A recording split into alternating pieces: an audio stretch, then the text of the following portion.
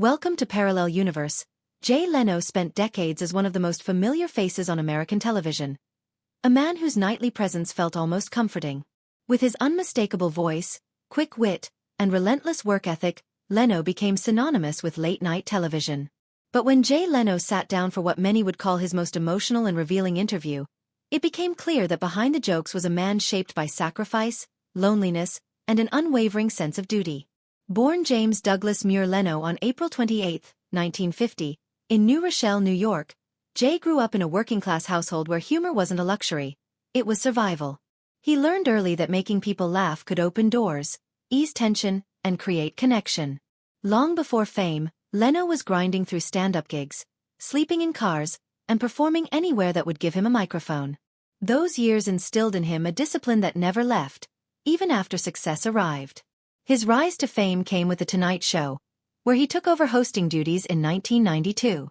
Night after night, Leno showed up, rarely missing a show, rarely complaining, and always delivering. Yet during his emotional interview, Leno admitted that the spotlight often came at a personal cost. "You give your life to the job," he said quietly. "And one day you realize how much of yourself you left there." The room reportedly grew still as he reflected on decades spent prioritizing work over rest, balance, and sometimes even himself. Leno also spoke movingly about loyalty, especially to his wife, Mavis. As her caregiver during her long health struggles, Jay revealed a side of himself the public rarely saw. Gone was the punchline machine.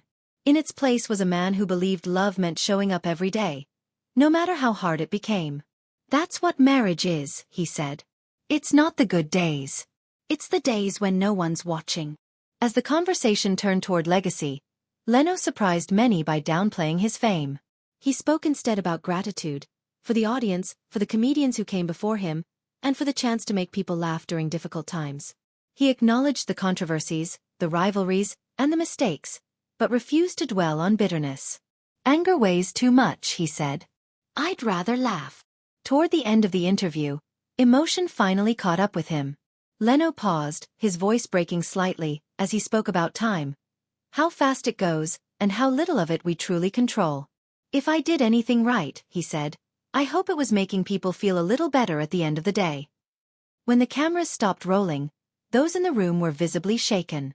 What they had witnessed wasn't a farewell to a career, but a quiet reckoning with a life fully lived. Jay Leno didn't leave behind tears because he was gone. He left them because, for once, the world saw the man behind the monologue.